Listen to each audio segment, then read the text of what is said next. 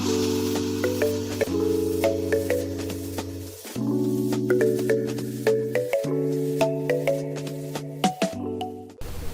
everyone, John, the founder of Get to Know It. Today's video is all about what's new in Windows 10 20H update.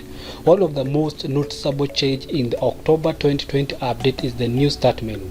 I must admit I have been waiting for this, and now the good news is that it is finally here with us and for everybody.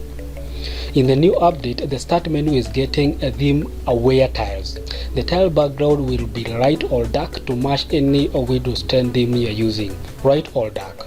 Previously, the start menu used your accent color, which means the default Windows 10 theme used a variety of blue icons on a blue background.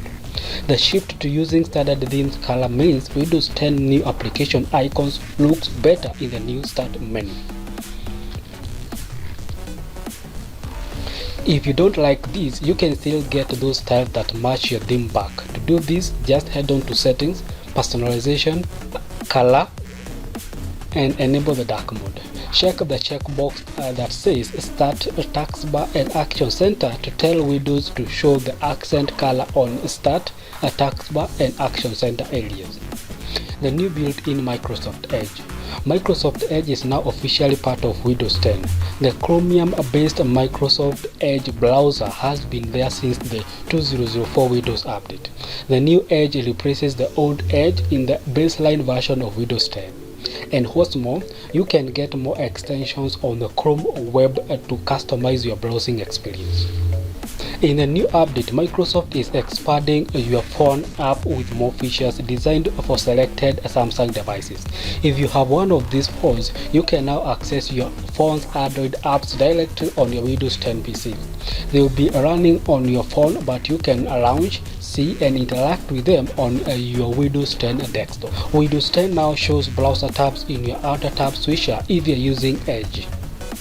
Instead of just showing one Edge thumbnail for each browser window, you'll see a number of different tabs in the Alt tab switcher.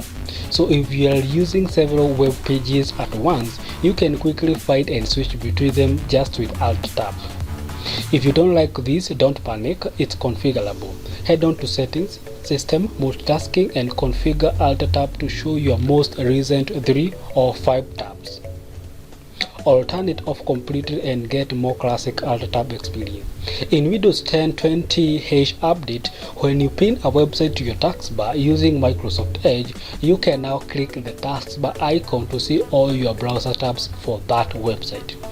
So if you pin a website to your taskbar in Edge and you have web pages tabs open in several browser windows, you can click the website icon to find them, even if they are buried in other Edge browser windows.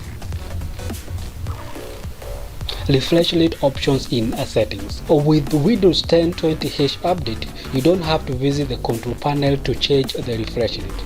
You can be able to change your PC's refresh rate in the settings app. To find this option, head on to Settings, System, Display, Advanced Display Settings. You will see a refresh rate option at the bottom of the window. Automatic tablet mode switching by default.